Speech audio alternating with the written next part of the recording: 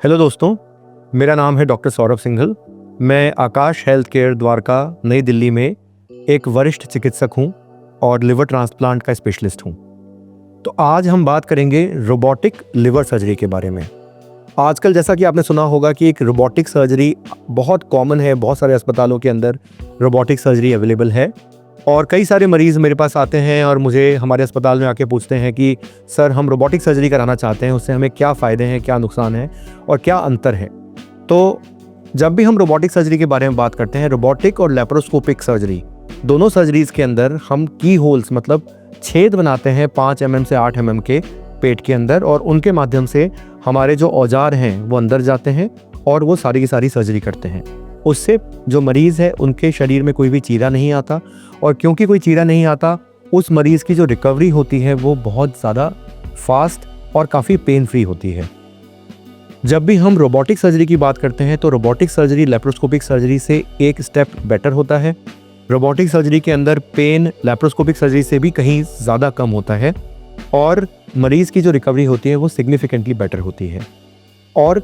एक और जो चीज़ जो है रोबोटिक सर्जरी के साथ वो ये है कि रोबोटिक सर्जरी के दौरान जो सर्जरी की जो हमारी फाइननेस होती है, जो फिनेस होती है, वो कहीं ज़्यादा अच्छी होती है एक लेप्रोस्कोपिक सर्जरी के मुकाबले।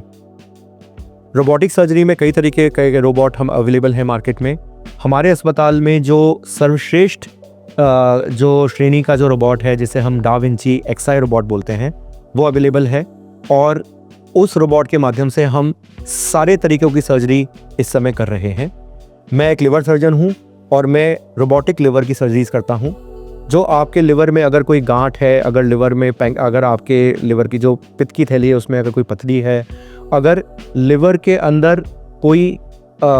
ऐसी पैथोलॉजी है जिस कारण से हमें उस लिवर का एक पार्ट को निकालना है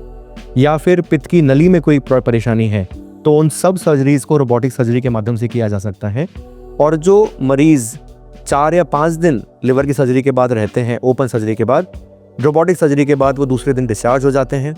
और उन मरीज़ों का वापस से अपनी नौकरी पे जाने का जो टाइम होता है वो 4 से 5 दिन होता है। जिस टाइम पे एक मरीज़ ओपन सर्जरी के बाद डिस्चार्ज होता है उस टाइम तक रोबोटिक सर्जरी वाले मरीज़ अपनी नौकरी वापस ज्वाइन कर चुके होते हैं। तो डेफिनेटली रोबोटिक सर्जरी का बहुत महत्वपूर्ण रोल है आजकल के ज़माने में और मैं बहुत गर्व से ये कह सकता हूँ कि सर्वश्रेष्ठ कैटेगरी के सर्वश्रेष्ठ श्रेणी के रोबोट को हम यूज़ करते हैं और हमारी टीम इस दिल्ली के उन टॉप 3 टीम्स में से आती है जो रोबोट के माध्यम से सारे के सारे लिवर सर्जरीज़ को कर सकते हैं।